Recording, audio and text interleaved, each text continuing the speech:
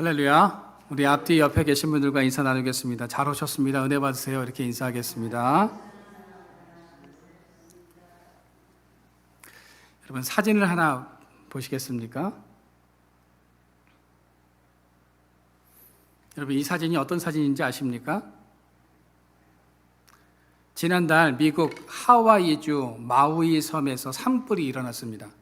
이 산불로 인해서 111명의 사망자가 발생을 했고 실종자가 1000여 명이 된다고 합니다. 이 화마로 주변의 모든 집들과 나무들이 잿더미로 변했죠. 이 사진이 바로 그 사진입니다. 그런데 이 사진에서 이상한 점 한 가지를 여러분 발견할 수 있지 않습니까? 뭐죠? 빨간 지붕의 집. 다른 곳은 다 불타 있는데 빨간색 지붕의 주택만 화마에서 멀쩡했다는 겁니다. 그름도 전혀 없어 보입니다.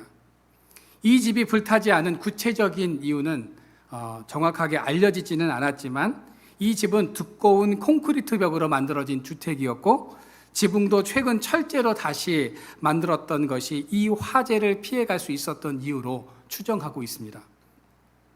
이 지역의 집들은요, 대부분 나무로 지어졌는데 이 집만 시멘트를 사용했다고 하죠.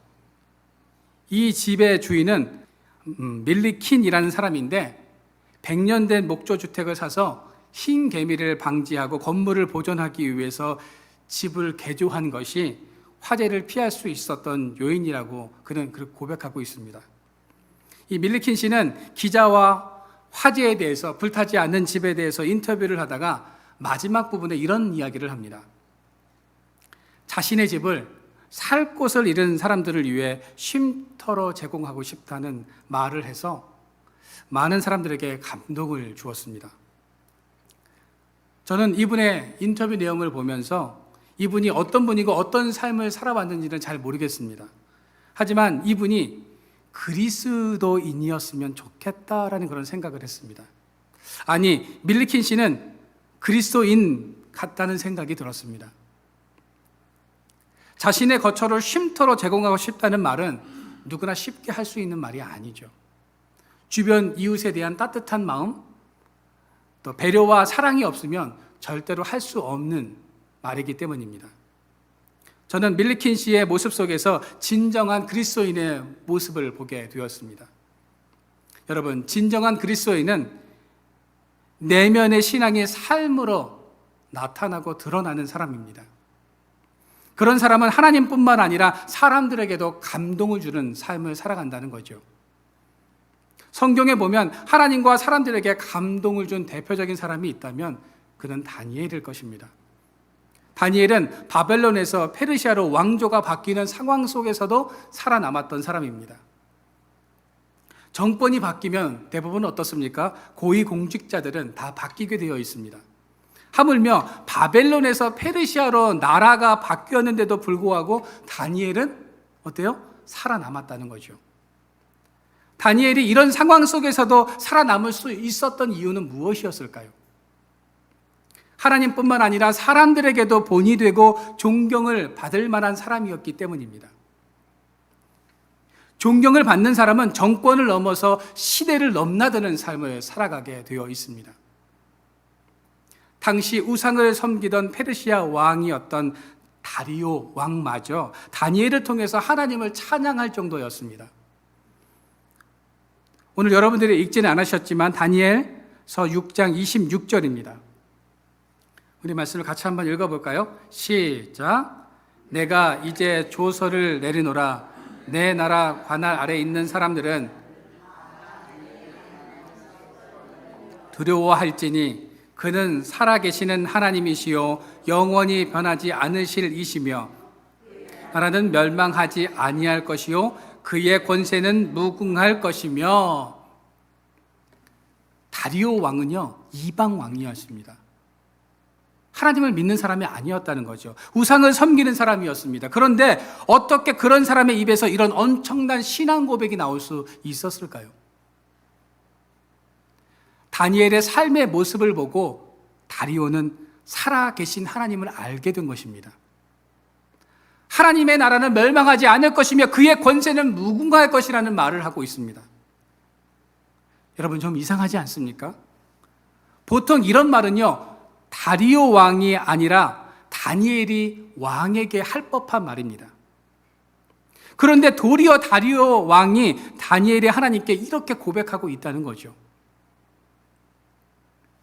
어떻게 이런 일이 일어날 수 있을까요?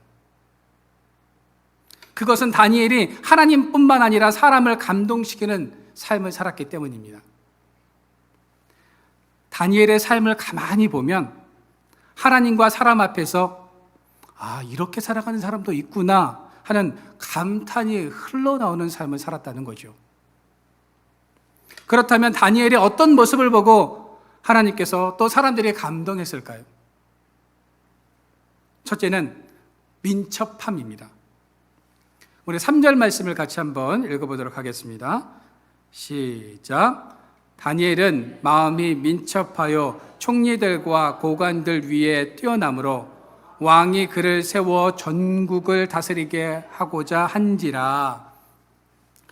다리오는요, 페르시아에서 3명의 총리와 120명의 고관들을 두었는데 그 중에서 다니엘이 가장 뛰어났습니다. 다니엘은 다른 총리들과 고관들보다 마음이 민첩했다라고 성경은 말씀하고 있습니다. 히브리 성경에는요, 마음이 민첩하다를 성령에 충만하다라고 이렇게 기록하고 있습니다. 영어 성경에서는요, 가장 뛰어난 영이 그 속에 있었다라고 이렇게 기록하고 있습니다. 하나님이 감동한 사람은 마음속에 성령이 충만한 사람, 하나님의 영이 그 속에 거하는 사람이다라는 거죠. 그러면 하나님의 영이 어떻게 다니엘 속에 거할 수 있었을까요? 우리가 이 사실을 알려면 다니엘서 1장을 봐야 합니다. 다니엘은 바벨론이 1차로 남유다를 침공했을 때 잡혀갔습니다. 그렇게 끌려온 소년들은요, 왕의 진미를 먹으면서 왕궁 수업을 받게 되어지죠. 하지만 다니엘과 세 친구는요, 왕이 주는 음식을 거부하고 채식을 선택했습니다. 다니엘서 1장 8절 말씀을 우리가 같이 한번 읽어보도록 하겠습니다. 시작. 다니엘은 뜻을 정하여 왕의 음식과 그가 마시는 포도주로 자기를 더럽히지 아니하리라 하고 자기를 더럽히지 아니하도록 환관장에게 구하니 라고 말씀하고 있습니다. 다니엘과 세 친구는 왜 왕의 음식과 포도주를 더럽게 여겼을까요? 이상하지 않습니까? 그것에는 몇 가지 이유가 있습니다. 첫째는요, 우상 숭배 때문입니다. 당시에는 왕의 모든 음식과 마시는 포도주는요, 이방 신 앞에 감사 제사를 드린 후에 각 사람에게 배급되었습니다. 이방 신에게 먼저 드린 음식을 먹는 것은요, 그 신을 섬기겠다는 것이고 그 신의 은혜를 기억하면서 감사하겠다는 의미인 것입니다. 쉽게 말하면 우상 숭배에 가담한 배교를 의미하는 것이었습니다. 그래서 다니엘과 세 친구는요, 이 왕의 음식을 거부한 겁니다. 하나님을 배교할 수 없다고 지금 말하고 있는 것이죠. 둘째는요, 이스라엘 율법에서 말하는 부정한 음식이었기 때문입니다. 가축을 잡는 도축 과정에서 피를 다 쏟아내지 않은 고기도 있었기 때문이었고요. 율법에서 부정하게 여기는 돼지고기도 거기에 포함되어 있었기 때문에 다니엘과 세 친구는 그 음식들을 거부했던 거죠. 세 번째는요, 왕의 음식을 먹는 것은 그 왕의 사람이 되겠다는 뜻이기 때문이었습니다. 하나님을 거역하고 바벨론에 완전히 동화돼서 바벨론의 시민이 되겠다는 의미이기도 했습니다. 더럽히다는 히브리어로 가할인데 이 단어는 더럽히다, 불결하다라는 뜻도 있지만 신성모독하다라는 그런 뜻을 가지고 있습니다. 다시 말해서 왕의 음식을 먹는 것은 신성모독이었고 하나님을 거역하는 행위였으며 바벨론의 사람, 왕의 사람으로 살아가겠다는 의미였기 때문에 다니엘과 세 친구들은요, 이 음식과 포도주를 거부했던 것입니다. 그래서 다니엘은 뜻을 정해서 왕의 음식과 그가 마시는 포도주로 자신을 더럽힐 수 없다고 하면서 채식을 선택했던 것입니다. 여러분, 10대의 어린 소년이 지금 하나님을 배교하지 않겠다고 고백하고 있습니다. 신성모독하지 않겠다고 말하고 있습니다. 하나님을 거역하지 않겠다고 결심을 했다는 거죠. 바벨론에 끌려온 왕족들과 귀족 출신들이 얼마나 많았겠습니까? 그런데 그 수많은 소년들 중에서 다니엘과 이 세 친구들만이 하나님을 배교하지 않겠다, 하나님을 거역하지 않겠다라고 고백했다는 겁니다. 하나님께서는 이런 결단을 내리고 실행에 옮겼던 다니엘에게 하나님의 영이 임하게 하시어 민첩함과 탁월한 지혜를 가질 수 있도록 해주셨다는 거죠. 미국의 시인이자 목사이기도 한 랠프 윌도 에머슨은 이런 말을 했습니다. 우리의 뒤에 무엇이 있고 앞에 무엇이 있느냐는 우리 안에 무엇이 있느냐에 비하면 작은 문제이다. 여러분의 심령 깊은 곳에 무엇이 있습니까? 에머슨은 과거를 우리가 어떻게 살아왔든 미래를 어떻게 살아갈 것인가 보다 더 중요한 것은 내 속에 누가 있는가라고 말을 하고 있는 겁니다. 내 안에 성령께서 계시면 과거와 미래의 삶을 우리가 걱정할 필요가 없다는 거죠. 여러분의 내면 안에 하나님의 영이 임하시기를 소망합니다. 그 하나님의 영을 잘 간직하면서 살아가시기를 소망합니다. 하나님의 영은요, 언제든지 우리 안에서 떠나가실 수 있습니다. 여러분, 다윗은 밧세바일로 범죄하였을 때 시편 51편 9절부터 11절에 이렇게 고백하고 있습니다. 우리 같이 한번 읽어보도록 하겠습니다. 시작. 주의 얼굴을 내 죄에서 돌이키시고 내 모든 죄악을 치워주소서. 하나님이여, 내 속에 정한 마음을 창조하시고 내 안에 정직한 영을 새롭게 하소서. 나를 주 앞에서 쫓아내지 마시며 주의 성령을 내게서 거두지 마소서. 여러분, 내 안에 성령께서 계시다면 우리는 다니엘처럼 지혜롭고 민첩한 삶을 살아가게 되는 것입니다. 다윗처럼 내 마음에 드는 사람이라는 칭찬을 듣게 되는 것입니다. 그러나 성령께서 내 안에서 떠나가시면 사울처럼 악한 영이 사울을 괴롭게 하고 어리석은 삶을 살아가게 된다는 것입니다. 바라기는 하나님의 영이 내 안에 거하시도록 뜻을 정하고 자신을 성별하고 거룩하게 지켜내시기를 바랍니다. 내 속에 깨끗한 마음을 허락하여 주시고 내 속사람이 성령으로 충만하게 해달라고 늘 기도하는 삶을 살아가시기를 주님의 이름으로 축원드립니다. 두 번째로는요, 허물이 없었습니다. 오늘 4절입니다. 우리 같이 4절 말씀을 읽어보도록 하겠습니다. 시작. 이에 총리들과 고관들이 국사에 대하여 다니엘을 고발할 근거를 찾고자 하였으나 아무 근거, 아무 허물도 찾지 못하였으니 이는 그가 충성되어 아무 그릇됨도 없고 아무 허물도 없음이었더라. 여러분, 다니엘은 다른 총리들이나 고관들에게는요, 눈에 가시처럼 여겨졌을 겁니다. 그렇겠죠? 굴러온 돌이 어떻게 해요? 박힌 돌을 빼어버리는 그런 상황이었습니다. 이방인이 지금 페르시아의 3대 총리까지 되었으니 얼마나 지금 시기했겠습니까? 그래서 그들이 뭘 합니까? 신상 털기를 합니다. 털어서 먼지 안 나는 사람 하나도 없다 라는 말이 있는 것처럼 그들은 다니엘의 모든 삶의 부분을 점검하기 시작합니다. 사람들은 이제 신상 털기를 하면 무엇 하나 걸리게 되어 있습니다. 총리까지 올라오는 과정 속에서 혹시 비리는 없었는지, 일은 잘하지만 혹시 가정사에 문제가 있지는 않은지, 개인적인 인성의 문제가 있지는 않은지 그 모든 부분을 다 점검해 봤지만 어떻게 해요? 다니엘에게서 흠을 찾아낼 수 없었다는 겁니다. 다른 총리들과 고관들은 다니엘의 흠, 즉 그의 도덕성의 문제를 찾아내려고 했는데 도리어 다니엘이 얼마나 충성된 사람이었고 아무 그릇됨이 없는 사람이었는지를 깨닫게 되었다는 겁니다. 겉으로는 왕에게 충성하는 척하고 뒤돌아서는 왕에 대해서 불평하고 비판하고 왕의 흠을 잡는 사람이 아니었다는 거죠.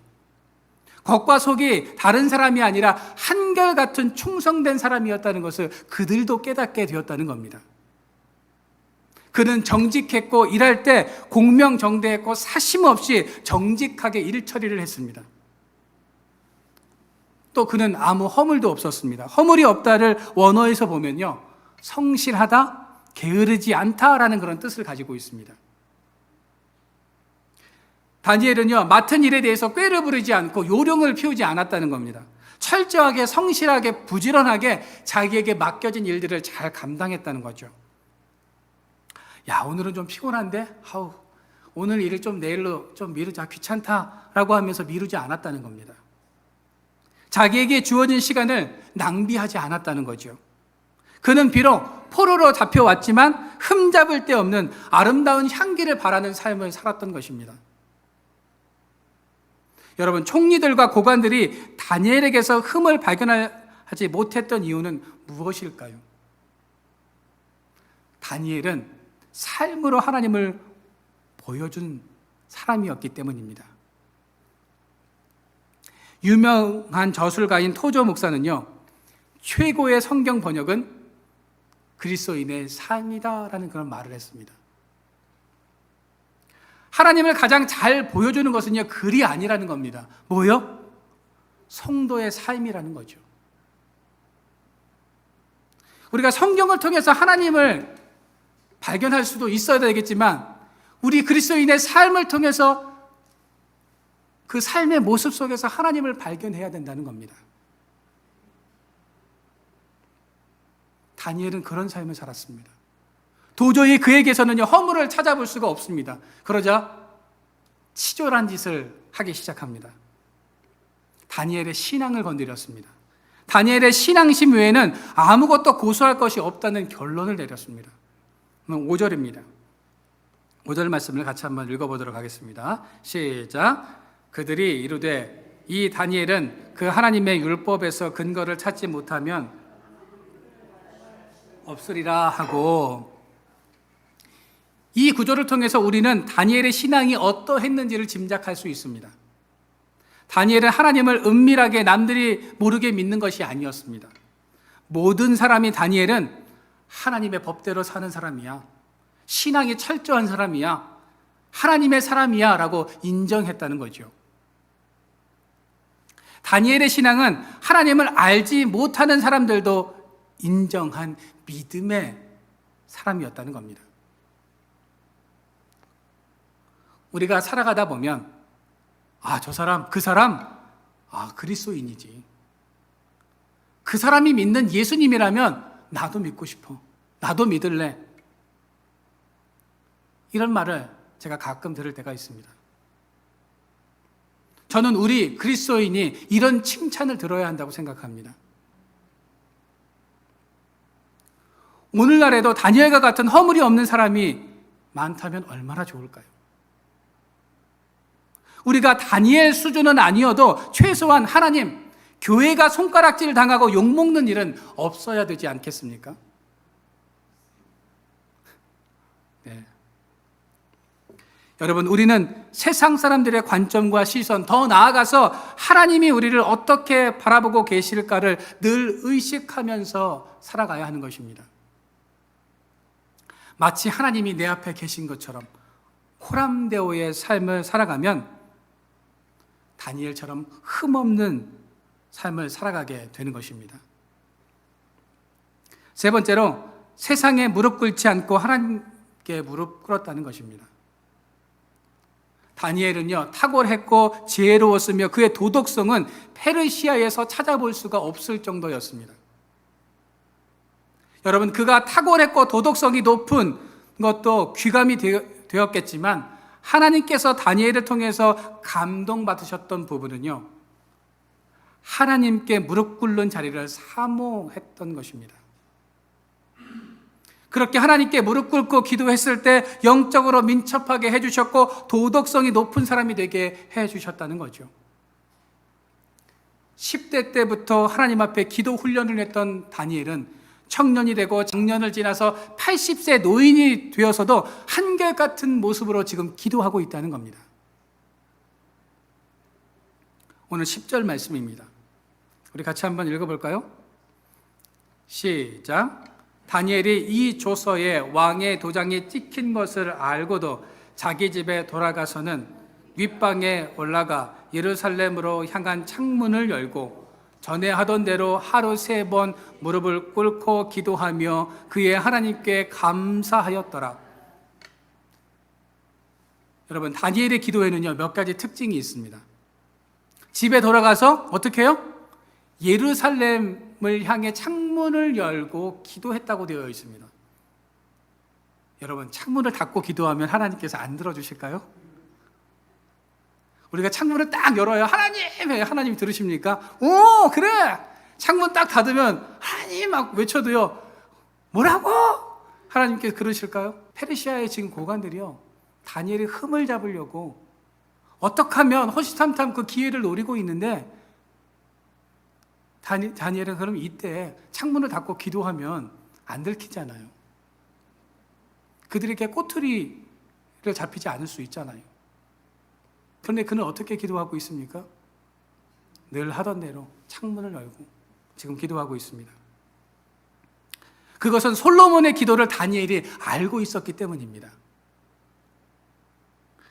여러분, 역대하 6장 38절과 39절에 보시면 솔로몬이 하나님께 이렇게 기도하고 있습니다. 우리 같이 좀 긴 절의 말씀인데요, 우리 같이 한번 읽어보도록 하겠습니다. 잘 한번 읽어보세요. 시작.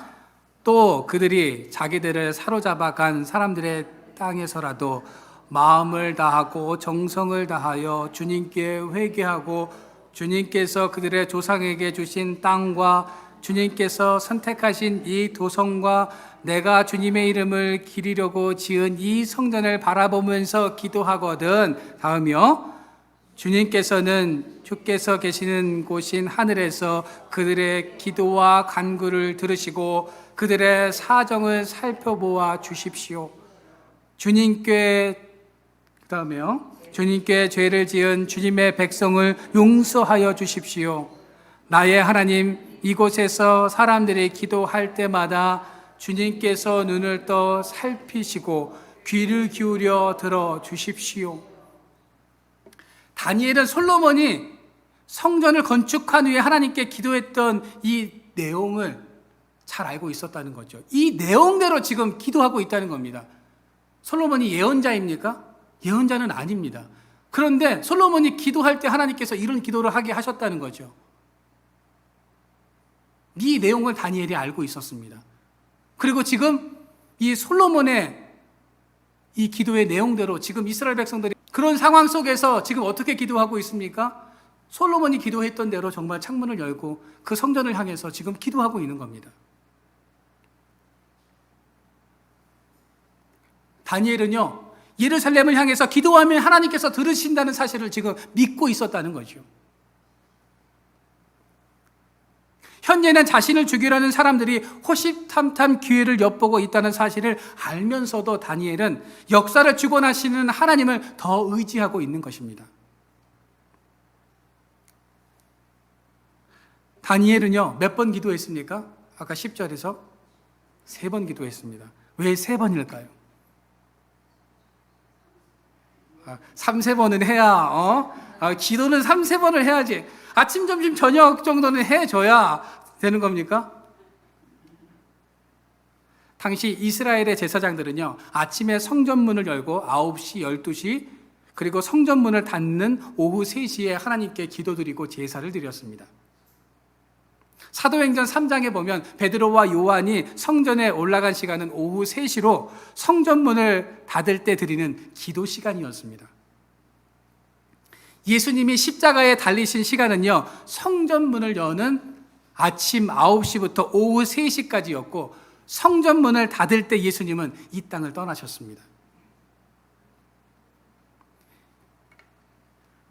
여러분, 다니엘도 이스라엘의 제사장들처럼 하루에 지금 3번 기도하고 있는 겁니다. 다니엘이 이렇게 하루에 3번 기도하면서 하나님께 무릎 꿇었다는 것은 자기 신앙에 철저했다는 것이고 세상 앞에서 당당할 수 있었다는 의미인 것입니다. 다니엘의 3번의 기도는 하나님 앞에 가까이 나아가서 내 모든 삶과 목숨을 걸고 드리는 간절한 기도였던 거죠. 여러분, 다니엘의 기도에서 가장 중요한 특징은요, 왕의 조서에 도장이 찍힌 것을 알면서도 기도했다는 겁니다. 죽기를 각오하고 지금 기도한 겁니다. 내가 기도하는 거 들키면 죽을 수 있다는 걸 알면서도 지금 기도하고 있다는 거죠. 사람들은요, 야, 그렇게까지 기도하느냐고 묻습니다. 조용히 문 잠그고 기도해도 하나님께서 다 들으셔 라고 이렇게 이야기를 합니다. 네가 숨어서 기도한다고 너의 신앙이 변하는 것도 아니고 너의 신앙이 사라지는 것도 아니라고 말을 합니다. 그런데 다니엘이 이렇게까지 하나님 앞에 무릎을 꿇었던 이유는 무엇이었을까요?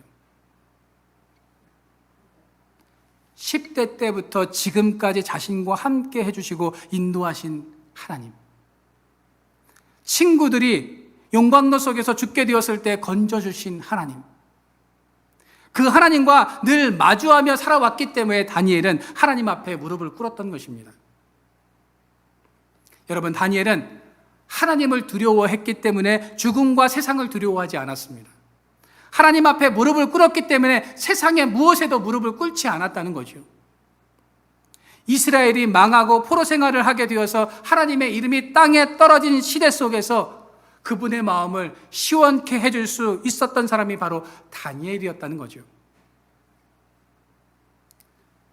여러분, 하나님만 이런 사람을 찾는 것이 아니라요, 세상도 이런 사람을 찾고 있습니다. 여러분, 다니엘이 하나님 앞에 올곧게 섰을 때 어떤 일이 벌어졌습니까? 다니엘의 인생 속에서 장밋빛 인생이 펼쳐졌습니까? 아닙니다. 도리어 다니엘을 당장 사자굴에 던져야 한다고 왕에게 참소하는 사건이 일어났습니다. 이것이 성도들이 바르게 살고자 할 때에 악한 자들이 하는 일들입니다. 우리가 믿음 안에서 살려고 할 때 악한 자들은요, 우리를 손가락질하고 우리를 더 힘들게 하고 우리의 믿음을 잃게 하려고 호신탐탐 우리의 우리를 흔들어 놓으려고 한다는 거죠. 그렇다고 우리가 선한 삶을 멈춰서는 안 된다는 겁니다. 그 믿음을 잃어버려서는 안 된다는 거죠. 여러분, 다니엘의 기도 마지막 특징은요, 감사였습니다. 다니엘이 불평거리를 찾으려고 하면 얼마나 불평거리가 많았겠습니까? 내가 이렇게까지 기도했으면 하나님, 내가 사자굴에 던져지는 이런 일들은 없어야 되지 않겠습니까? 이렇게 반문할 수 있었을 겁니다. 그러나 다니엘은 절망스러운 상황 속에서도 어떻습니까? 하나님께 감사하고 있다는 거죠. 다니엘은 사자굴에 던져졌습니다. 원망이 있을 법한 상황입니다. 그러나 그는 감사의 거룩한 습관으로 그 어려움을 극복해냈다는 거죠. 여러분, 신앙생활은요, 길들이기입니다. 하나님의 사람으로 나를 길들여야 한다는 거죠.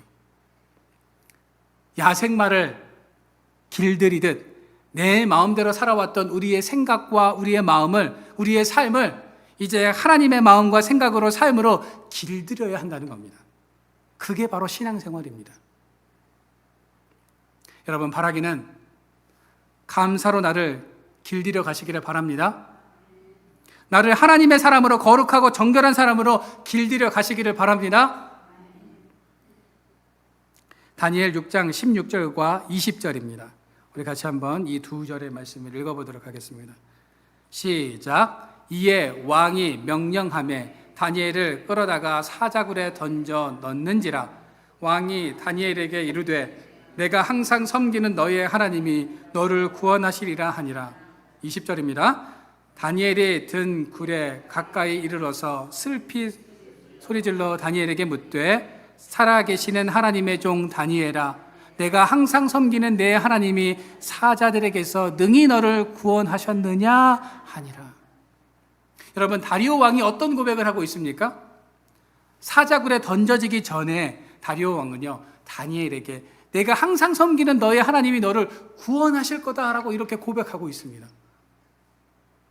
그리고 사자굴에 던져진 다니엘에게 다리오 왕은 어떻게 이야기합니까? 내가 믿고 있는 하나님이 너를 지켜줬느냐? 지켰느냐? 라고 이렇게 지금 묻고 있습니다. 여러분, 다니엘은 다리오 왕에게 복음을 전하거나 전도하지 않았습니다. 하나님 믿어야 됩니다. 이 성경에 나와 있잖아요. 하나님 믿으셔야 됩니다. 그런 얘기 한마디도 하지 않았어요. 그의 삶을 통해서 하나님이 어떠한 분이신가를 보여주었을 뿐이다라는 겁니다. 다리오는 다니엘의 삶 속에서 하나님을 발견하게 되어집니다. 여러분, 우리 그리스도인의 삶이 바로 이러해야 합니다.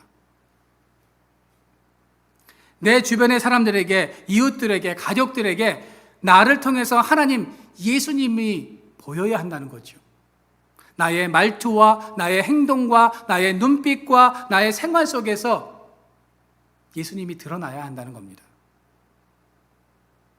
여러분, 그런 삶을 살아오셨습니까? 그런 삶을 살아가고 계십니까? 그래서 다니엘은 세상과 하나님을 감동시켰습니다. 다니엘은 죽음의 위협 속에서도 어떻게 믿음을 잃지 않을 수 있었을까요? 그것은 다니엘이 환경이 아닌 하나님을 바라보았기 때문입니다. 세상이 기다리는 사람은요, 바로 이런 사람입니다. 말로만 복음을 외치는 사람이 아니라 삶으로 복음을 증거해 내는 사람입니다. 여러분, 우리가 이런 삶을 살아내야 되지 않겠습니까? 하나님은 우리가 삶으로 복음을 증명해 내기를 바라고 계십니다.